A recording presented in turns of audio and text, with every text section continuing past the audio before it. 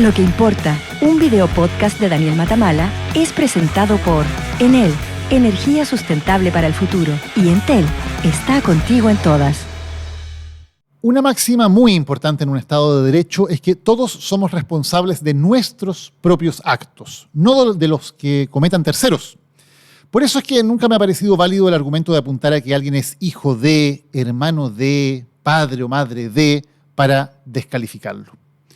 Por eso también, cuando el empresario agrícola Eduardo Macaya fue arrestado por una acusación de abuso sexual y algunos trataron de sacar ventaja política apuntando a su hijo, me pareció inadecuado. Nadie, tampoco Javier Macaya, es responsable de los delitos que pueden haber cometido su padre o cualquier otro familiar. Pero Javier Macaya sí es responsable de lo que él ha hecho. Primero sacó una declaración pública involucrando a su familia completa, ya que decía que sus 15 nietos apoyan y confían plenamente en el entonces acusado y que tienen, decía la declaración, la convicción de que se trata de una acusación falsa. A esas alturas ya se sabía que la denuncia estaba respaldada por un video en que se veía a Eduardo Macaya cometer actos de índole sexual contra una niña. El video había sido visto por esos familiares que supuestamente decían que la acusación era falsa y el propio Eduardo Macaya había pedido al denunciante que guardara silencio para, comillas, no cagarle la vida a mi hijo. Peor aún, después de que por unanimidad la justicia condenara a Eduardo Macaya por 2 delitos de abusos sexuales contra niñas, este domingo el senador Javier Macaya insistió en que estaba del lado de su padre y para defenderlo argumentó que fue grabado en un entorno familiar, que fue grabado sin su consentimiento y con un video que es bastante editado. La indignación que esas palabras desataron terminó con su renuncia a la presidencia de la UDI 2 días después. Una cosa es la muy humana tendencia a acompañar o empatizar con un familiar. Otra muy distinta es desacreditar públicamente a niñas víctimas de abusos sexuales que han sido confirmados por los tribunales. Deslegitimar la evidencia que estas víctimas entregaron y que fue chequeada, periciada y aceptada por el tribunal. Y todo esto con argumentos que no sostienen el más mínimo análisis. Si un pedófilo está cometiendo abusos en un entorno familiar, ¿eso lo hace menos grave? ¿Hay que avisarle que se le va a grabar mientras él abusa de una niña? ¿O hay que registrarlo con cámaras profesionales, en HD, en calidad de cine, para que el senador considere que la evidencia es válida? El poder significa responsabilidad, más aún en casos tan delicados como son los abusos sexuales contra menores. Aquí una niña tuvo el increíble coraje de grabar a un hombre poderoso en su entorno familiar para defender a niñas más pequeñas que estaban siendo abusadas. Se sobrepuso al miedo para defender a otras. Y no se hizo una funa ni una denuncia mediática.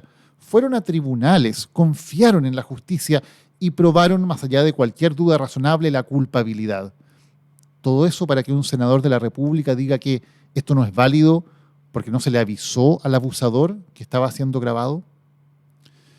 Los senadores no solo legislan en temas como la protección a la infancia, la educación sexual para prevenir abusos o el castigo a los crímenes contra niños. Además, son quienes deciden con su aprobación qué jueces llegan a la Corte Suprema y cuáles en cambio se quedan en el camino. Estamos hablando precisamente de ministros de Corte de Apelaciones que toman decisiones como liberar a Eduardo Macaya de la prisión preventiva, lo que ya han hecho 2 veces, o revisar eventualmente recursos de nulidad de la defensa.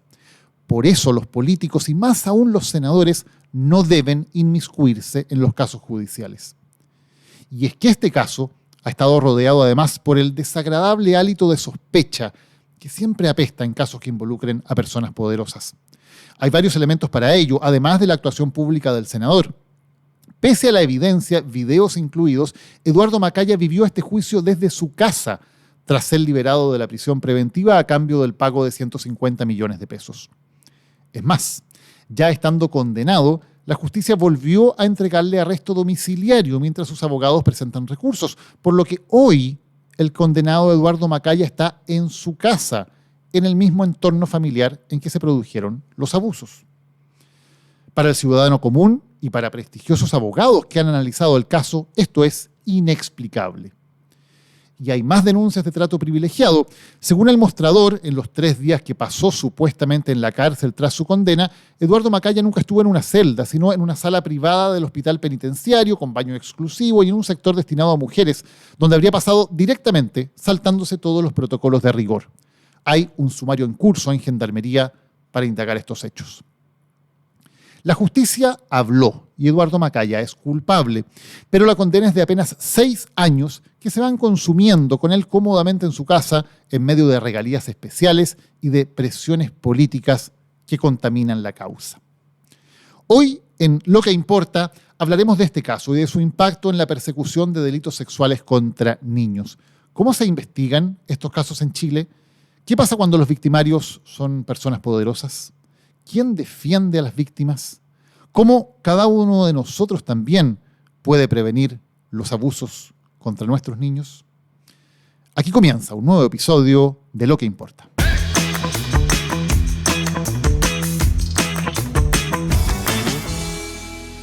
Estamos junto a Hernán Fernández, abogado querellante en el caso Macaya. Hernán, muchas gracias por estar hoy con nosotros para hablar de un tema que importa. Gracias a ti, Daniel, por tratar el tema con la altura que espero que se dé en este diálogo. Hernán, tú tienes una larga trayectoria y para tal vez nuestros auditores que son más jóvenes y no se acuerdan, tú partiste el año 1996 representando a víctimas de Colonia Dignidad, de Paul Schaeffer, en una época en que ir contra Colonia Dignidad había todavía una enorme red de protección política en instancias judiciales, etcétera, que lo seguía protegiendo.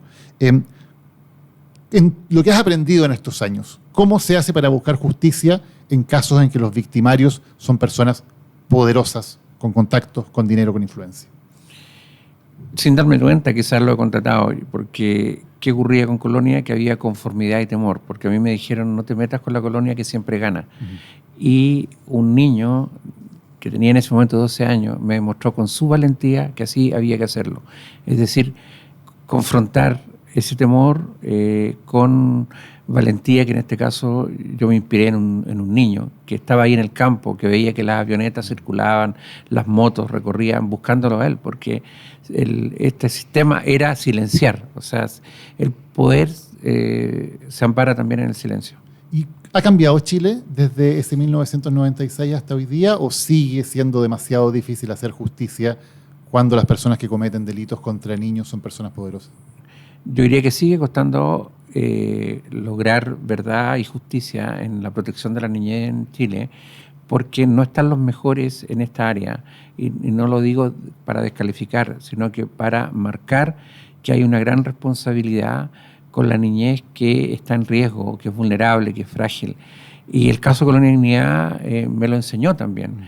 Si incluso yo tuviera que decir por qué una organización con estas características, que actúa de esta manera, llega a crecer tanto, que recibe subvenciones del propio Estado, que la validan a través del sistema de salud educativo, es porque hay una cadena de errores y una cadena de incompetencias, de falta de idoneidad.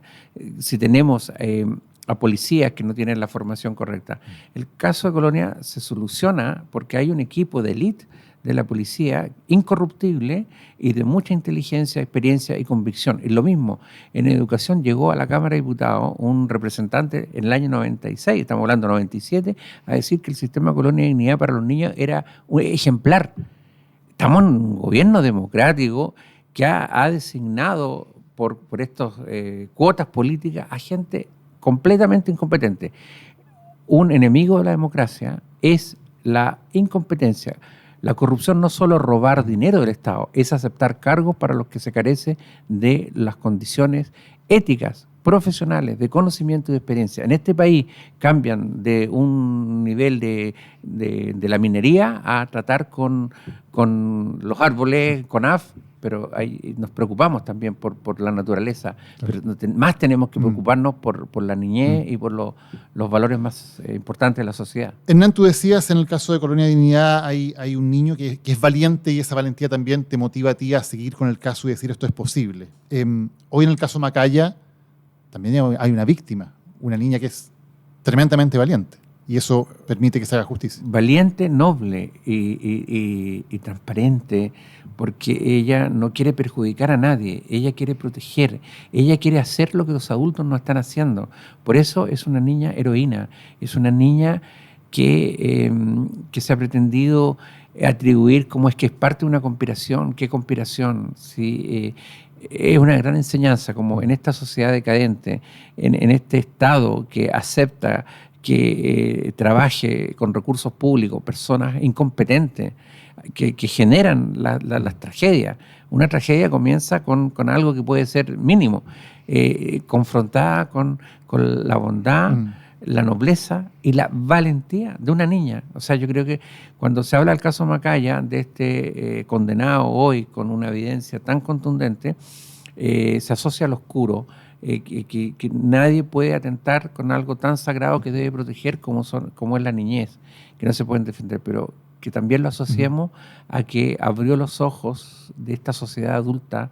La frase es: ¿hasta cuándo dudamos y no le creemos a los niños y amparamos con el silencio o con el encubrimiento a los que los dañan una y otra vez? En este caso vamos a ser muy cuidadosos de no dar señas de identidad ni hablar de las relaciones familiares de personas víctimas, porque hay que resguardar evidentemente su identidad. Pero en este caso esta niña es capaz de grabar un video donde en este entorno familiar se ve cómo se realizan abusos por parte de esta persona, de Eduardo Macaya.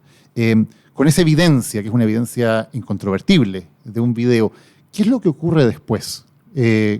¿Hay una red de encubrimiento, de tratar de evitar que este video, esta evidencia se presente ante la justicia y este juicio pueda desarrollarse? Yo creo que es muy importante entender en este contexto que lo estamos conversando y reflexionando, que la grabación o el registro hoy día, veamos así como existen riesgos y efectos negativos de las tecnologías, del uso de los teléfonos inteligentes, de que hoy día con bajos costos o con tecnología más cara se puede tener esta posibilidad de registrar, y hay también aplicaciones y redes sociales que tienen esta posibilidad de grabar para subir. Aquí no se subió, porque eso habría sido también posible.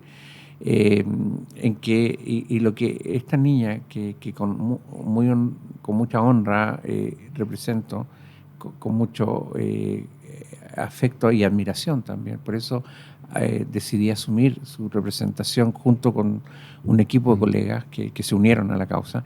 Lo que tengo que decir es que se está grabando no un acontecimiento social, no un hecho inocuo o trivial, no se está grabando un ave que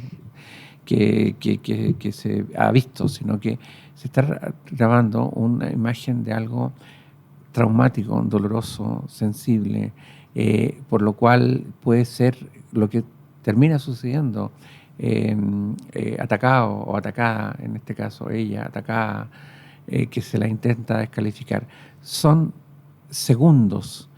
Y no es, por eso es que le salía al paso, porque es la gota que rebalsó el vaso, porque el senador Javier Macaya, hace un año atrás, cuando ya existía la evidencia y se había iniciado la investigación, gracias a este gesto valiente de la niña, sacó una declaración pública, una declaración escrita que leía a los medios en su calidad de senador, diciendo la denuncia es falsa, hace un año atrás, y lo vuelve a repetir y a decir.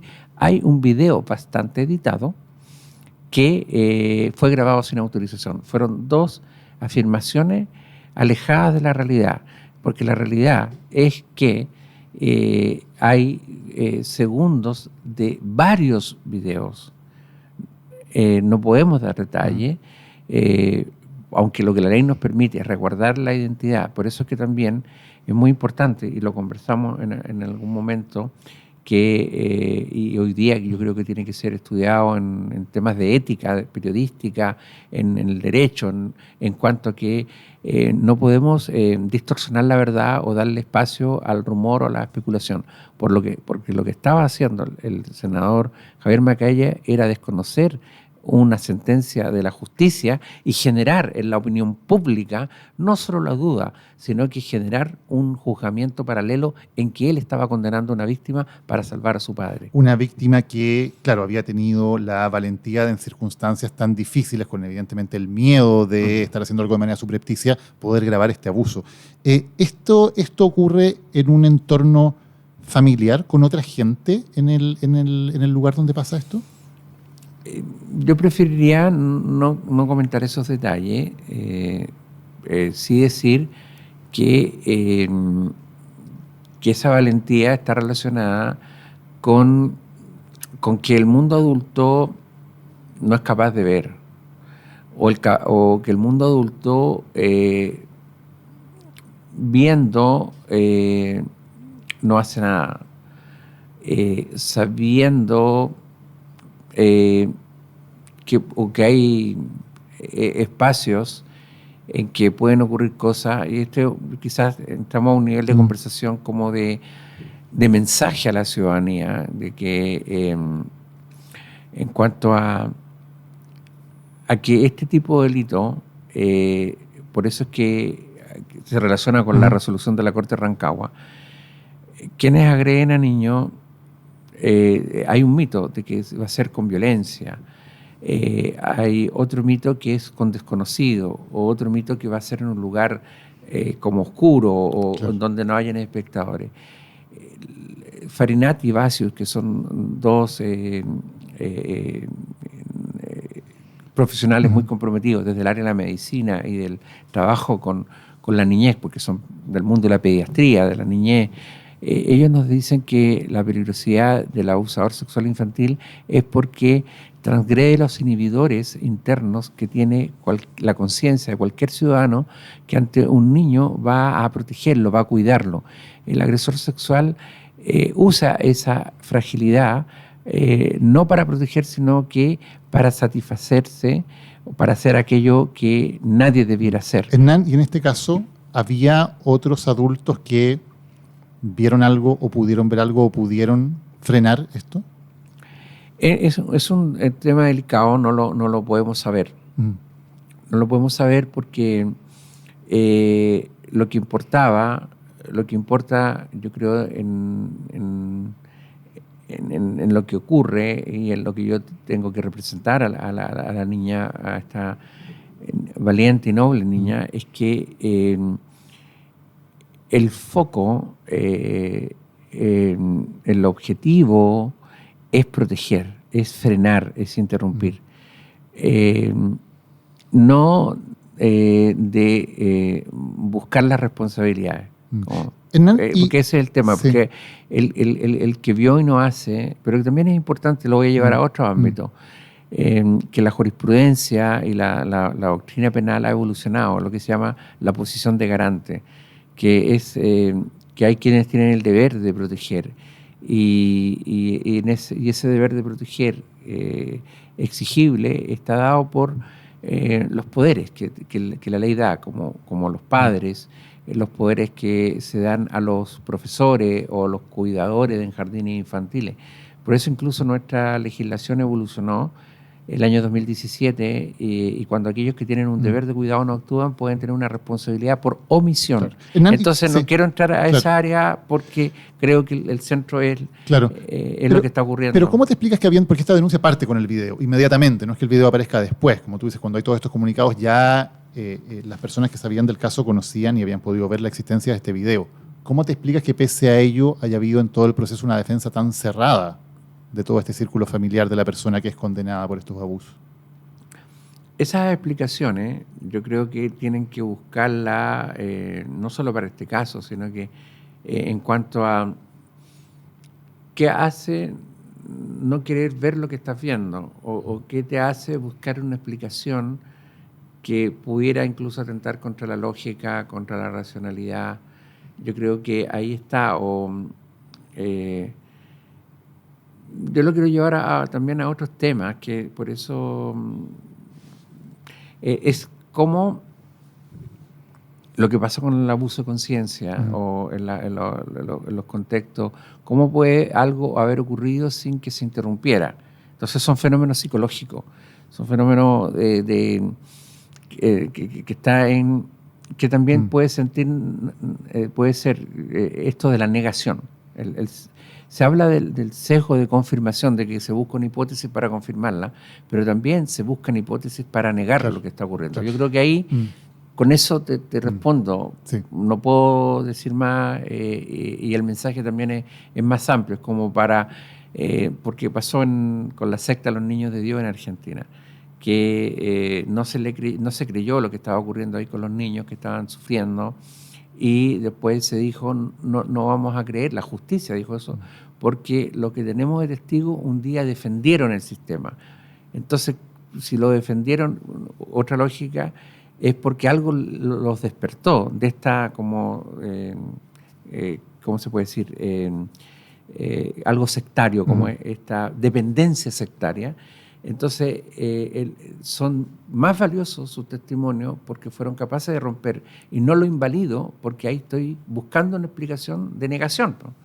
Entonces, yo creo que ahí la sociedad toda, el mundo de la psicología, de la psiquiatría, del derecho, tienen un deber, porque los niños pueden estar dependiendo de aquellos que no son capaces de ver. Hernán, ¿te preocupa el mensaje que se entrega a personas que están siendo víctimas de abusos, personas que a lo mejor están viendo si son capaces de protegerse, son capaces de denunciar estos abusos? El mensaje que se da cuando un senador da argumentos como es que el video está editado o es que el video fue grabado sin el consentimiento del abusador. Es grave porque es como buscar con palabras negar lo que la realidad demuestra, y decirlo ante quien que no puede defenderse para controvertirlo. Por eso es que lo que quizás está también en la esencia, si hay una niña que hizo todo para que esto se frenara, que le entrega la justicia, y la justicia está por el mensaje que se le da a la sociedad, y aparece alguien que representa un poder, porque está en un set de televisión en una calidad determinada, y lo están entrevistando por su calidad de senador, de presidente de un partido importante del país, y hace esta descalificación públicamente. Esa niña no tiene la posibilidad de decirle, usted me está acusando de que yo hago montaje, me está acusando de que estoy causando la condena de un inocente. Eso lo voy a decir, y que el senador la asuma, porque él inició esto. Javier Macaya, eso es una cobardía, atacar a una niña indefensa para defender. Entendemos que hay un sentimiento de lealtad hacia un padre, pero la compasión, el afecto hacia un padre no puede llevar a negar lo innegable. El Evangelio, yo no soy una persona religiosa, pero dice amar al pecador pero despreciar al pecado. Y yo creo que aquí se mezclaron las dos cosas. ¿Y el hecho de que él haya renunciado a la presidencia de la U, te parece que en algo es una asunción de que hubo un error acá y que se asumen las responsabilidades por lo que dijo? Yo creo que leyendo algunas de las declaraciones de líderes importantes del sector político que él representa, porque lo sigue representando de algún modo, pero leyendo lo que dijo Evelyn Matei y Cubillos, no recuerdo, Marcela Cubillos, sí. Yo creo que él no renuncia, de algún modo, esa es mi percepción, como por un acto de reflexión, sino que lo hace porque esto desbordó todos los límites, porque estaba usando una posición de presidente de un partido y de senador para llevar ese como efecto de autoridad, ese aura de que él es confirmado por una corriente política y lo han elegido como su líder. Estaba llevando a lo inconcebible, a atacar a través de un medio abierto a una niña inocente. Porque si aquí, eso es lo que tengo que decirte con mucha convicción, estoy en esta área porque aquí estoy defendiendo inocentes. Los defensores tienen esa gran tarea, porque tienen que defender a aquellos en donde hay evidencia, y hay que dar todas las garantías, porque hay que despejar los errores. Aquí hubo un proceso, más de un año, una fiscal que ojalá estuviera en todos los casos, una fiscal de lujo, un ministerio público que cumple su deber. Y cuando cumple su deber, Eduardo Macaya dice que hay una carnicería en contra de él, y lo hace también a través de un medio de televisión abierto, con su defensor al lado. Si eso no está preparado para atacar la credibilidad de lo que siempre reclamamos, porque yo también he dicho que a veces el Ministerio Público es el primer obstáculo en la búsqueda de justicia de los niños y niñas víctimas en este país, porque se archivan muchos casos que debieran investigarse, porque hay comodidad y no hay esfuerzo, porque se buscan razones para archivar y dejan a esos niños en el sufrimiento silencioso. También yo voy a ser enérgico a decirte, fiscales cumplan con su deber como lo cumplió la fiscal del caso Macaya, que ese sea el estándar, no la comodidad, no la facilidad del archivo. Hay mucha necesidad de justicia en este país y muchas tragedias que vivimos porque no se le dio protección a esos niños, o sea, una sociedad que no protege y que no interviene en protección, después tiene que asumir las consecuencias. ¿Hernán? En salud y Sí. también en la violencia. Hernán, en este caso específico probablemente hay algunas circunstancias contradictorias. Por un lado, hay una condena, está especificado que la víctima dijo la verdad y que hay un abusador sexual que está condenado a una pena además efectiva de cárcel. Por otro lado, es una pena que se ve bastante menor, de 6 años, y además es una persona que hoy día está en su casa. Mientras se toman los eventuales recursos de nulidad, etcétera, no está en la cárcel. Hoy Eduardo Macaya está en su casa. En tu percepción, ¿se ha hecho justicia en este caso? La señal es una señal de justicia privilegiada. También tenemos que considerar que el arresto domiciliario se computa como privación de libertad, es como si estuviera en la cárcel. De manera que esos 6 años a los que ha sido condenado ya no son 6, son 5. Porque él estuvo 3 en prisión preventiva, 3 meses, y ha estado 9 meses, claro, si no falla el cálculo, en arresto en su casa. Y va a seguir en su casa por un rato.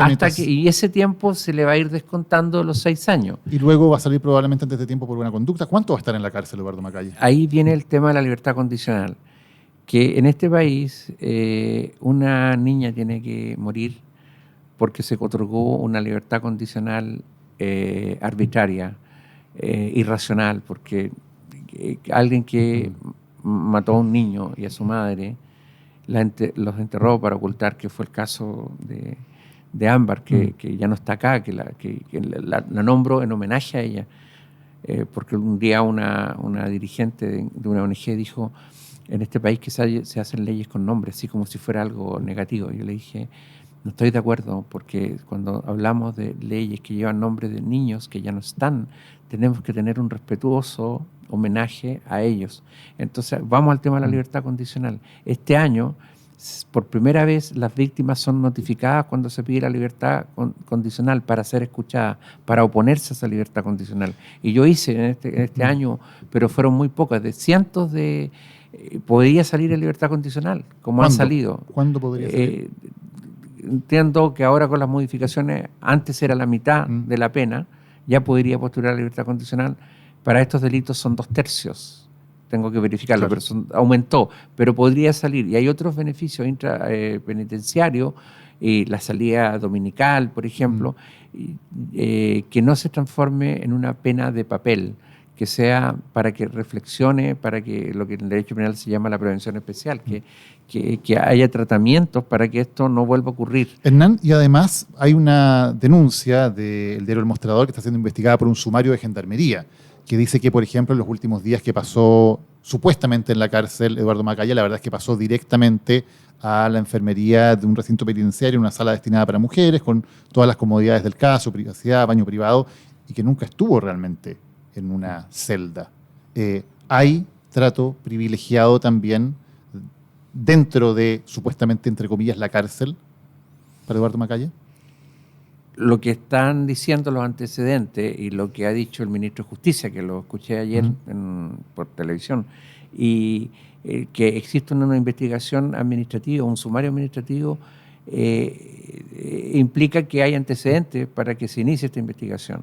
Y nos vuelve al tema de la justicia privilegiada, que quebranta el sentimiento de la ciudadanía de igualdad.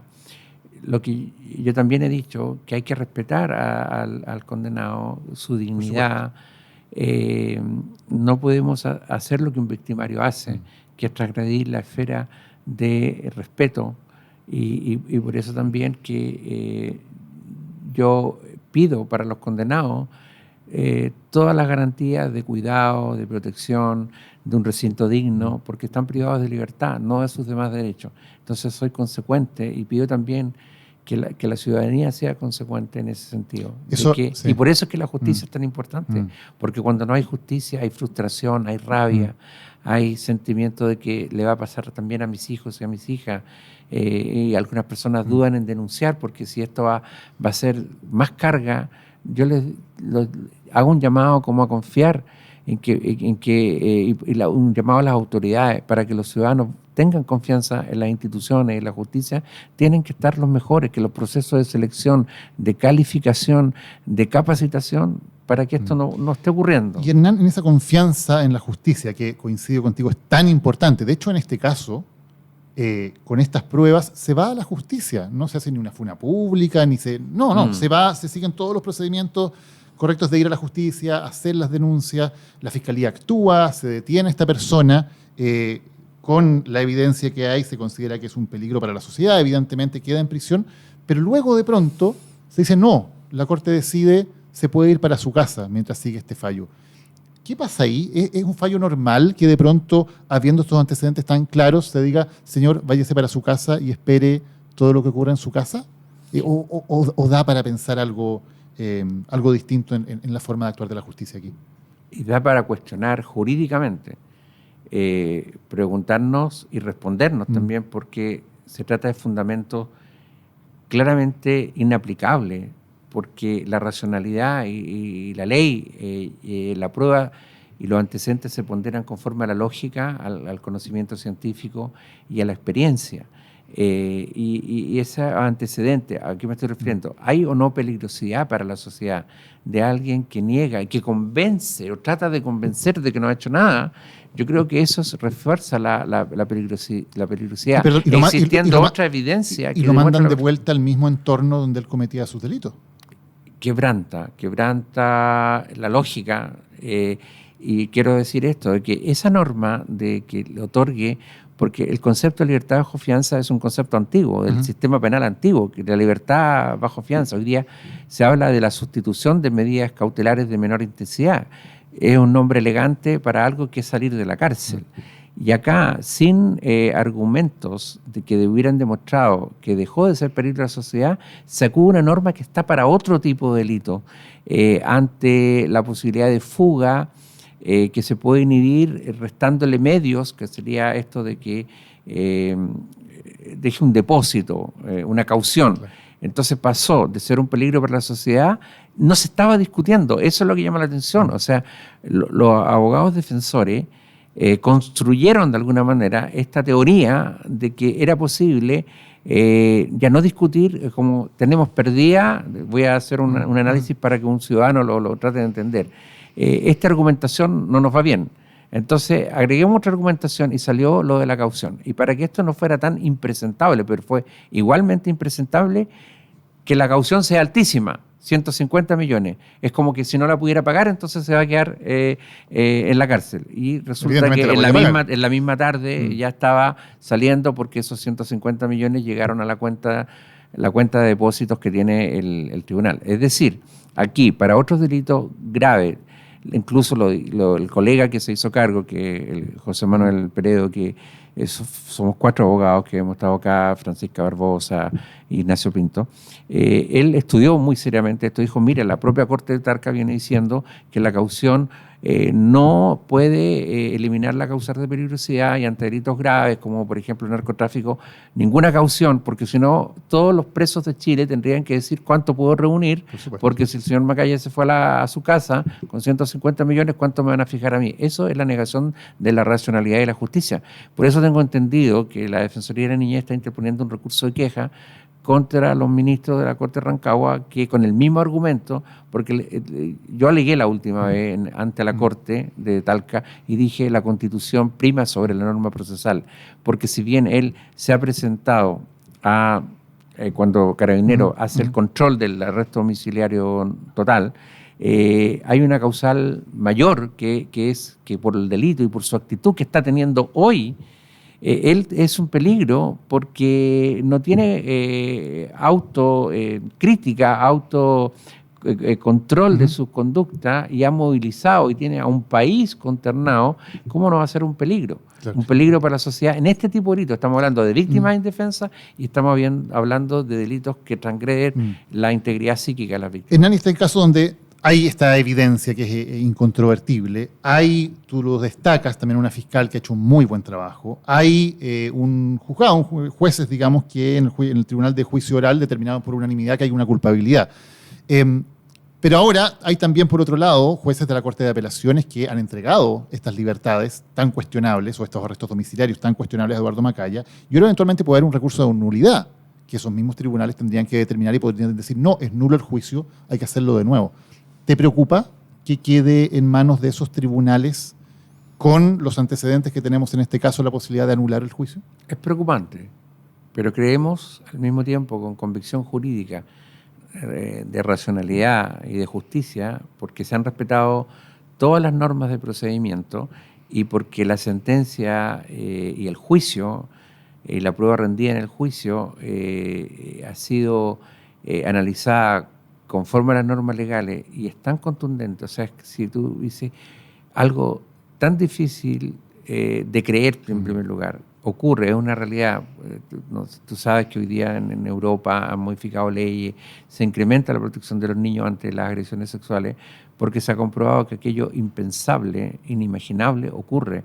Y los que no creían que el abuso sexual era posible contra una niña o un niño, es real. Entonces, es donde tiene que haber estas garantías y ese cuidado se ha cumplido.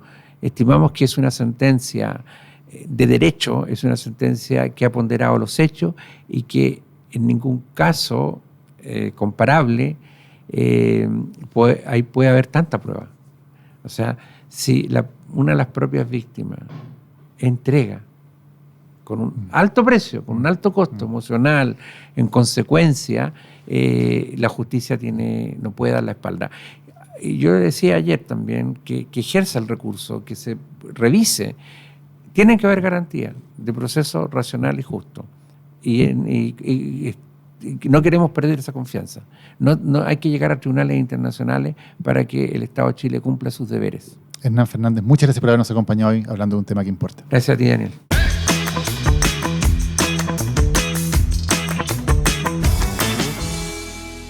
En Enel podemos cambiar la energía para un mejor mañana, porque hoy tenemos nuevas formas de usar la energía y hacer de nuestra casa un lugar más cálido. Podemos vivir en una ciudad mucho más conectada, pero sobre todo tenemos la energía para crear un futuro más sostenible.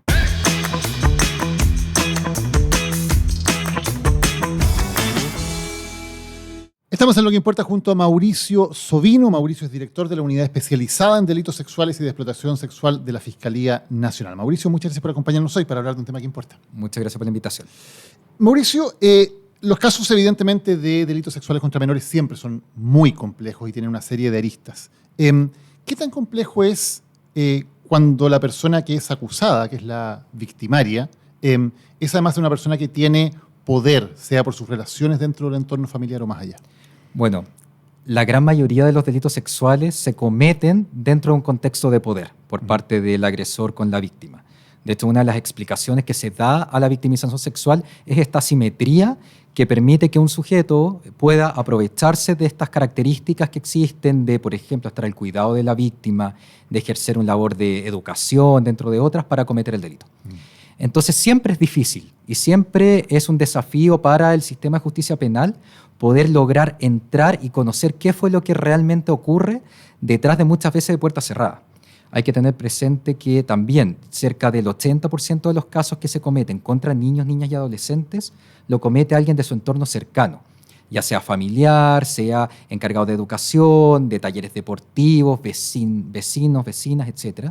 Por lo tanto, siempre es un desafío lograr pruebas y lograr también demostrar esta asimetría de poder que existe tras los delitos. Es, me imagino, relativamente poco frecuente que haya pruebas tan claras como, por ejemplo, un video de la acción que se pueda presentar ante un tribunal? Sí, por regla general, en la violencia sexual tenemos la versión de la víctima, que es la principal testigo. Muchas veces no hay, por decirlo bien categórico, lesiones. Obviamente que no hay testigos, no van a haber cámaras, no va a haber nada, y sencillamente tenemos el relato de la víctima. Cuando hayan casos en que, claro, que existe algún registro audiovisual, sirve de todas maneras para poder lograr una imputación penal y también un convencimiento al tribunal que va a terminar juzgando los hechos. Estos casos que son además tan mediáticos, ¿no? Donde son personas conocidas, donde son personas que tienen cierto poder, cierta influencia, quienes son acusados, ¿sirven de ejemplo para otras víctimas? Es decir, si en un caso como este la sensación general es que se hizo justicia, ¿eso puede servir como un incentivo para que las víctimas puedan denunciar? Y al revés, si la sensación en casos como este es que no hubo justicia, ¿eso va a operar como un obstáculo para que haya denuncias? Sí, a ver, en primer lugar quiero dejar claro que el actuar del sistema de justicia, principalmente de la Fiscalía, no nos importa quién es el agresor, ¿no? Se va a investigar igual, si existen antecedentes, se va a llevar el caso ante tribunales para que tomen una decisión. Pero, sin lugar a dudas, en casos en donde existen, por ejemplo, víctimas o personas imputadas de connotación pública, puede servir porque causa un impacto y un interés público por la sensibilidad también de estos hechos y lo bueno de destacar también la necesidad de proteger adecuadamente a los niños, niñas y adolescentes. Por lo tanto, cuando el sistema funciona y sin perjuicio de las características, condiciones, etcétera, que pueda tener una persona, es llevada ante la justicia y hay un tribunal que decide sobre su absolución o condena, sirve para tener confianza en el sistema o, lamentablemente, muchas veces para sembrar más dudas o un obstáculo mayor para las víctimas, que ya es bastante difícil que denuncien. Y eso también hay que tenerlo muy claro. La gran mayoría de la violencia sexual nunca es conocida por el Estado. Y cuando una persona muy relevante, un senador, por ejemplo, no solo mantiene la inocencia de una persona que ha sido condenada, sino que además deslegitima una prueba, como es la presentación de un video grabado por una de las víctimas diciendo que, bueno, es un video que está editado. ¿Eso tiene un efecto también? A ver, yo no me voy a pronunciar sobre el hecho concreto y el caso, porque no compete a la Fiscalía Nacional, pero sin lugar a dudas, acá puedo decir que el actuar de la Fiscalía ha sido bastante claro, ha sido manifestado ante los tribunales. En este caso se presentó una acusación por parte del Ministerio Público buscando una sanción y estimamos que ya hubo una decisión de un tribunal oral en lo penal en que estima que se lograron probar algunos de estos hechos. Por lo tanto, es bastante claro que el Ministerio Público ha mostrado una línea y un trabajo serio en la materia. Y por un lado acá hay una condena, que uno dice, bueno, eso puede ser efectivamente una buena señal en términos de las víctimas. Por otro lado, tenemos una condena que es a una cantidad acotada de años, 6 años de presidio, y que más no se está cumpliendo hasta ahora de manera efectiva, ¿no? Porque el tribunal además concede el beneficio del arresto domiciliario mientras se ven recursos pendientes. ¿Preocupan también ese tipo de señales de los tribunales? A ver, reitero que no me voy a pronunciar con respecto al caso concreto, pero es un caso que todavía está con estas definiciones jurídicas, ¿no? Existe la posibilidad de recursos, efectivamente acá lo más probable es que la defensa presente un recurso de nulidad donde también se va a volver a analizar algunos aspectos de esto. Por lo tanto, hay que verlo, pero quiero reiterar la confianza también social que tiene que tener la gente en el sistema de justicia y en que, sin perjuicio de las características de las personas agresoras, sí se puede llevar a cabo un proceso independiente y llevar a esta persona ante tribunales. Ahora, Mauricio, eso es lo que muchas veces queda en duda, ¿no? Precisamente que esa ley actúe de manera igual para todos. Cuando se ve la cantidad de años que se dan, cuando se ve este tipo de beneficios, por ejemplo, de obtener arresto domiciliario y no estar en la cárcel, cuando además se denuncia, y hay un sumario de gendarmería en este momento al respecto, que esta persona tampoco estaba realmente en la cárcel, sino que estaba en un ala femenina del hospital, cuando debería haber estado en la cárcel. Todo este tipo de señales finalmente son complejas, más allá del caso en particular, digamos. ¿Cómo asegurar por parte de ustedes, que son los persecutores, que efectivamente aquí hay una real igualdad ante la ley? Claro.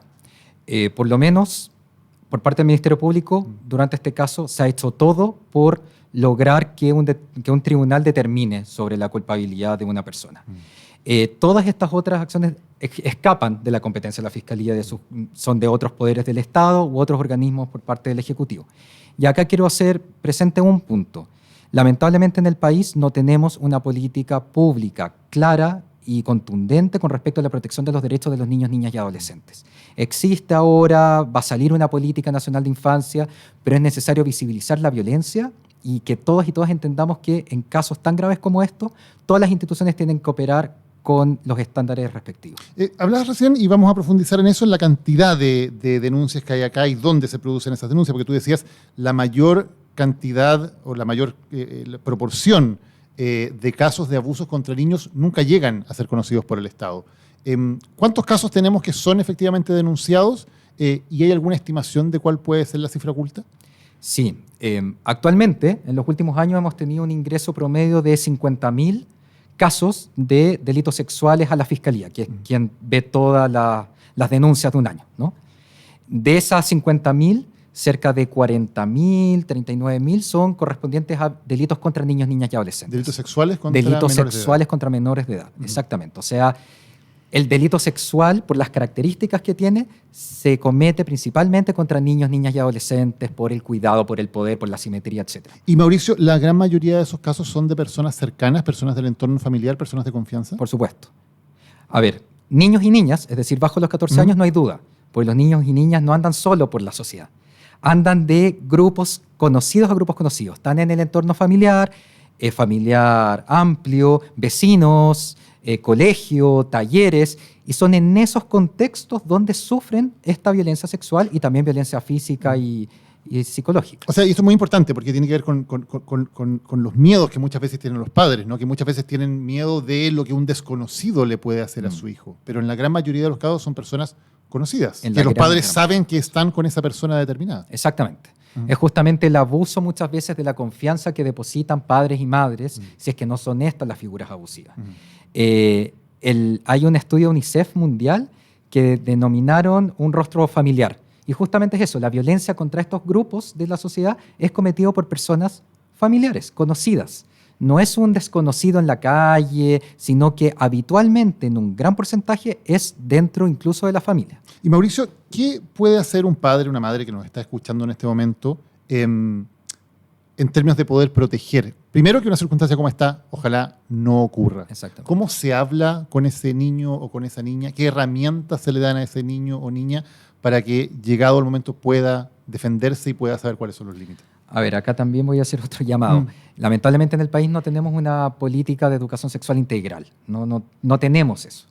Entonces es importante avanzar a que todas las familias, como las primeras responsables de la crianza de los niños y niñas, tengan la comunicación más efectiva y directa y libre en ámbitos también de la sexualidad con ellos y ellas. Esto no implica sexualizarlos desde pequeños ni todos estos mitos o rumores que hay, sino que es que sepan que es parte de la naturaleza humana la sexualidad, que nadie puede tocarles o llevar algún acto sin su consentimiento, que los secretos no son bien recibidos en toda esta instancia y que sepan ellos y ellas que ante cualquier cosa que pasen puedan acercarse, por ejemplo, a sus adultos, responsables o profesores. Algo que me habías preguntado antes, la cifra negra. No la podemos conocer, pero de muchos estudios nacionales e internacionales retrospectivos de consultas a adultos, la cifra negra alcanza un 80% de lo denunciado. O sea, si estamos hablando que 50.000 es lo que conocemos, sería eso solo el 20% de eventualmente lo que podríamos estar sufriendo como sociedad. Mauricio, tú mencionabas el tema de la educación sexual integral, que es un tema que además se ha politizado mucho, porque hay algunos sectores que han tratado de hacer ver que esto de la educación sexual integral es una especie de sexualización de los niños y que al revés sería como algo abusivo hacia los niños. Lo que se intenta aquí precisamente es darles las herramientas para que ellos puedan protegerse. Exactamente, son las herramientas. Ahora, el contenido tendrá que definirse. Existen también numerosos ejemplos de otros países en donde existen políticas de esta materia, por lo tanto tampoco sería necesario inventar la rueda. Pero comencemos con algo. O sea, no puede ser que la sexualidad muchas veces solamente esté en lo biológico. No estamos hablando acá de reproducción humana, que eso es una arista más bien de biología, sino que es el consentimiento, el cuidado, hasta dónde llega una persona y los derechos del otro, que ahora lo estamos viendo también en casos de connotación pública que han aparecido de violencia sexual digital entre pares. Hasta dónde llega tu ámbito y dónde empieza el daño a un tercero. Mauricio, quienes dicen esto debe quedar sencillamente en manos de las familias, son los papás y las mamás los que tienen que hablar con sus hijos de estos temas y el colegio no tiene nada que ver aquí. ¿Es una buena solución eso? A ver, esto está muy claro desde la Convención de Derechos del Niño en adelante. La familia, por supuesto, que es el garante principal, es donde tiene que partir toda esta educación. Pero la educación y la enseñanza cumple un rol fundamental, puesto que también los niños y niñas están ahí en contacto con otros niños y niñas, con sus pares, y están entregados muchas veces también a la educación que se les da ahí. Por lo tanto, esto es complementario.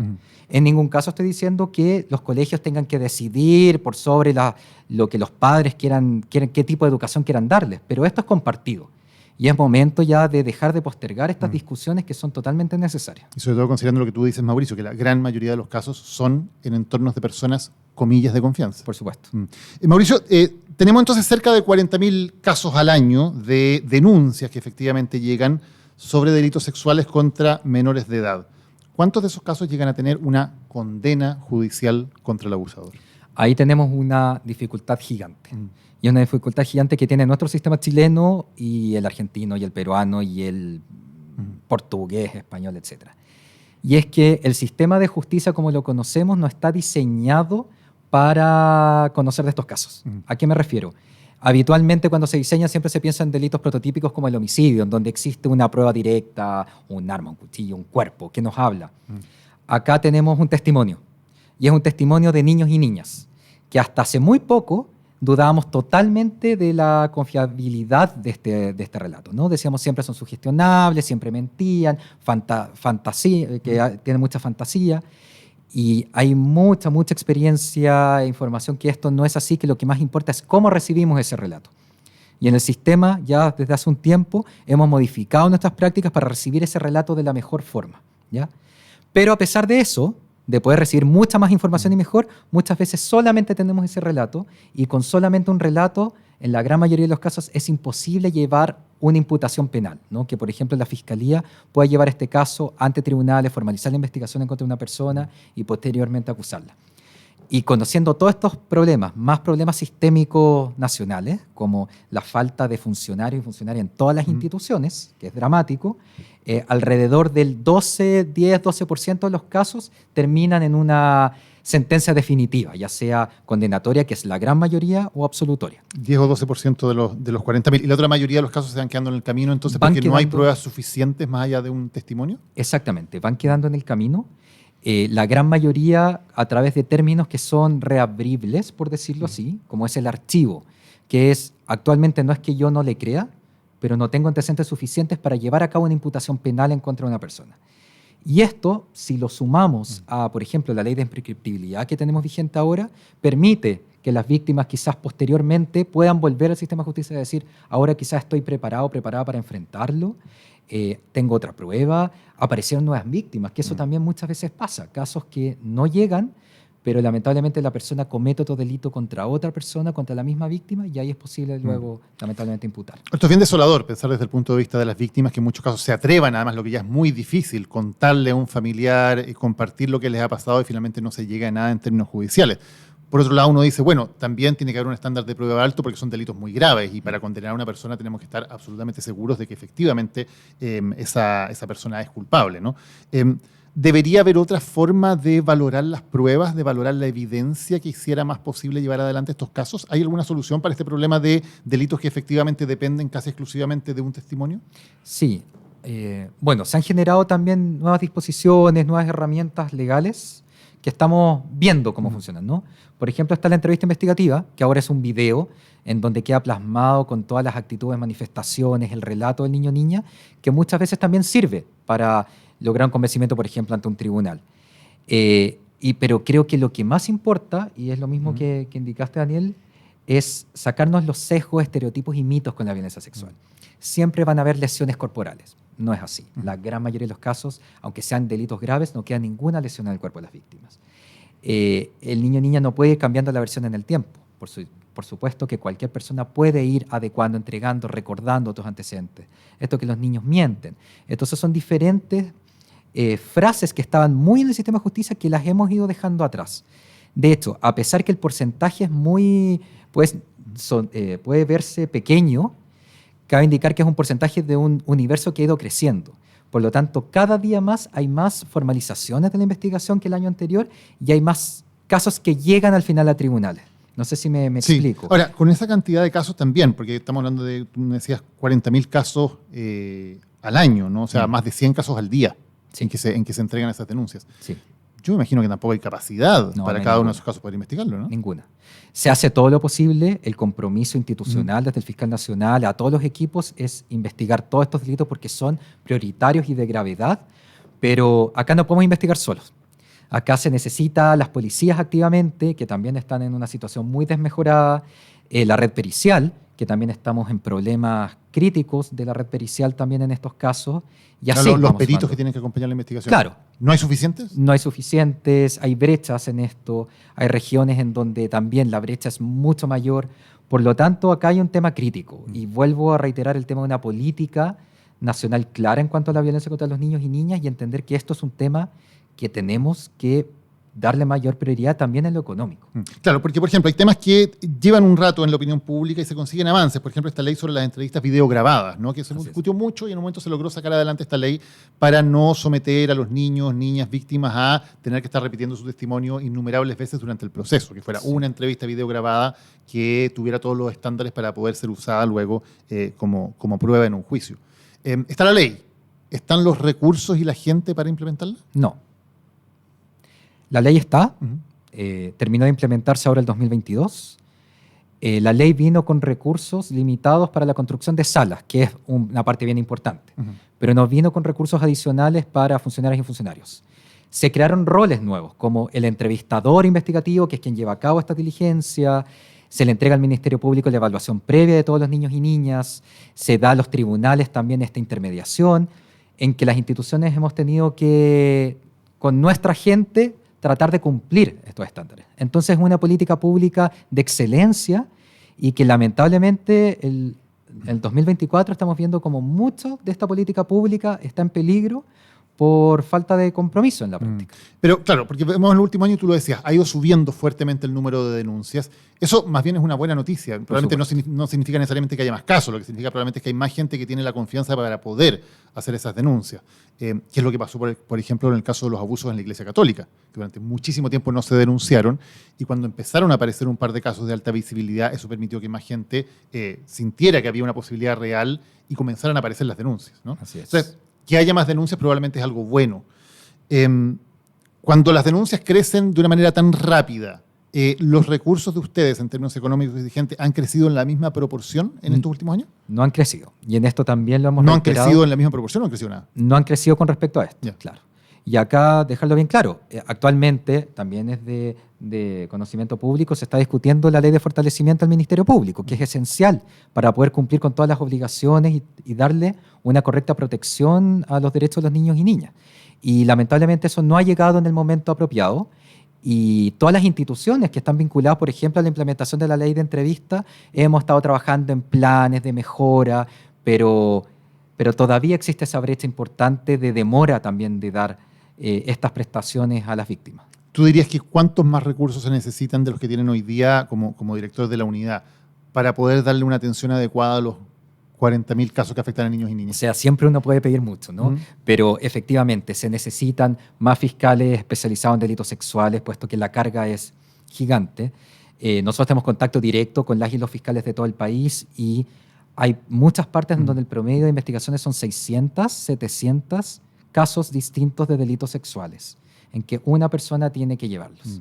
Entonces, eso hace que se necesiten más fiscales, más abogados y abogadas asistentes que trabajan con los fiscales, más profesionales de atención a víctimas y testigos que se han llevado gran parte de la carga de la ley de entrevista. También es vital contar con ellas y ellos. Ahora, un problema es la falta de recursos, un problema es la dificultad para tener pruebas, pero imagino que un problema también puede ser que las personas que han sido víctimas y que tienen el coraje de poder denunciarlo, que es algo muy difícil, puedan mantener esa denuncia en el tiempo pese a todas las presiones que eventualmente puedan tener, considerando que generalmente, como decíamos, los victimarios son del círculo cercano. ¿Hay medidas efectivas para proteger también a las víctimas durante el proceso y evitar que sean víctimas de esas presiones? Hay medidas que se pueden tomar tanto autónomas como la Fiscalía, como pedirle a los tribunales, en casos graves de riesgo alto, de amenazas, de presiones. Pero la retractación, por ejemplo, es parte de la violencia sexual. Y eso también implica entenderlo desde el principio, que existe una alta probabilidad, sobre todo cuando, por ejemplo, el agresor es quien provee económicamente a la familia, o cuando es una figura de poder, etcétera, que posiblemente la víctima va a dar un paso atrás. Eso ha hecho que hay lineamientos nacionales del fiscal nacional en que, con respecto a la retractación, si existen otros antecedentes, hay que seguir. De todas maneras, no podemos cargar en la víctima más encima todo el proceso penal. Y por otro lado, también algo bien positivo es que han habido modificaciones legales que han permitido ahora presentar en juicio declaraciones previas de la víctima en casos de retractación, que también nos permite salvar grandes temas de violencia intrafamiliar y violencia de género contra las mujeres. Mauricio, ¿hay algún tipo de, y estoy pensando de nuevo en la alerta que tienen muchos adultos que nos están escuchando, de cómo proteger más efectivamente a sus niños? ¿Hay ciertas condiciones o ciertas relaciones en las cuales es más probable que un abusador aproveche de actuar? Ciertas condiciones desde el lugar donde se encuentra con ese niño, las circunstancias en que se encuentra, el tipo de relación que hay con ese niño. ¿En qué cosas hay que poner cuidado? Yo voy a dar vuelta la frase y creo que lo principal es la educación. Vuelvo a lo mismo. Creo que personas que se aprovechen de temas más bien estructurales, digamos, o permanentes, como quien se queda a cargo permanentemente del cuidado de la niña, o pueden ser temporales, esporádicos, y que justamente en ese momento cometen un delito. Claro, pero, por ejemplo, si hay una relación de poder-autoridad vertical muy fuerte. Posiblemente, porque ahí el niño o niña quizás no va a saber cómo está acostumbrado que personas adultas le den instrucciones muy claras y muy categóricas, y que cobra también este manto, sabiendo que yo no saco nada con denunciar porque esto va a llegar a ningún lado, nadie me va a creer, todo el mundo responde hasta esta figura muy estructural, por ejemplo. Puede ser, puede ser. Pero también se dan en otros casos de relaciones más bien que los agresores se hacen pasar como pares, ¿no? Y no ver que esto existe una relación totalmente horizontal cuando no le existe, y aprovechan también de esta situación para usar. Por eso la violencia sexual es un fenómeno tan complejo y de tantas aristas que no me atrevería a decir como estos son indicadores o tips, más allá de que las personas entiendan desde muy pequeñas que esto va en contra de sus derechos, es delito, y tienen que acudir ante la persona de confianza con tal. Y tú decías algo importante, que se hagan pasar por pares. Me imagino que esto también tiene que ver con algo que está muy en alza, que son los ciberdelitos. Y personas, por ejemplo, adultas que pueden hacerse pasar por pares o que pueden utilizar las redes sociales u otras herramientas para engañar a niñas o a niños. ¿Cómo están trabajando en ese tema, que es un tema que evidentemente va en alza? Sí, es un tema que va en alza, y de lo que hemos estado viendo, la violencia sexual cada vez se está cruzando más con la violencia digital o con la evidencia digital. Es decir, hay por un lado violencia sexual digital, que pueden ser hostigamientos, acosos, todo el tema de la explotación sexual en línea, el grooming, hacerse pasar por un par para contactar a un niño y pedirle fotos, etc. Pero también, por otra parte, la evidencia digital cada vez ha aumentado en estos casos, y implica que, por ejemplo, la víctima, después de un hecho delictual, escribe a alguien de su confianza: me pasó esto. Y eso sirve también como prueba para el proceso penal. Entonces hay una doble arista, ¿ya? Por una parte, la necesidad que el sistema también se vaya capacitando en cómo investigar estos delitos y también cómo preservar esta evidencia. Y también pidiéndole también como a la sociedad y a las víctimas en general, que también si tienen mensajes, comunicaciones con los agresores también, eso no los borren, porque muchas veces también por la culpa, por las amenazas, borran toda esta información, y eso es una prueba esencial también en los procesos. Mauricio Zubinos, muchísimas gracias por habernos acompañado hoy para hablar de un tema que importa. Gracias a ti.